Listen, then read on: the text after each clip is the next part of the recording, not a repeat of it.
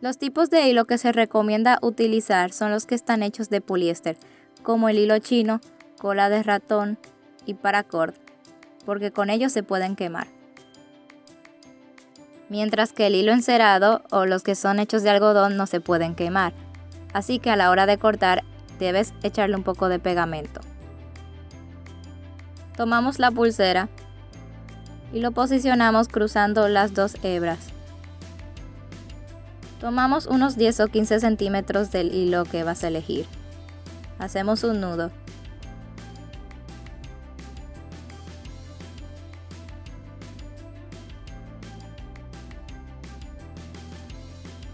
Y comenzamos a realizar el nudo cuadrado.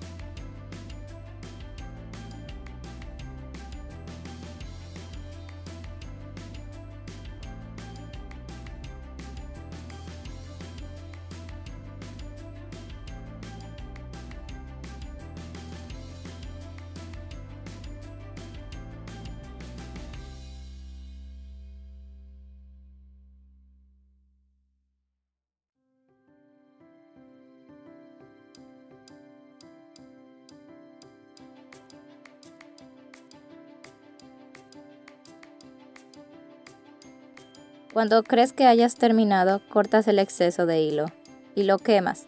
Por eso es importante utilizar el tipo de hilo que son hechos de poliéster. Y cuando lo quemes, no se va a desnudar el hilo.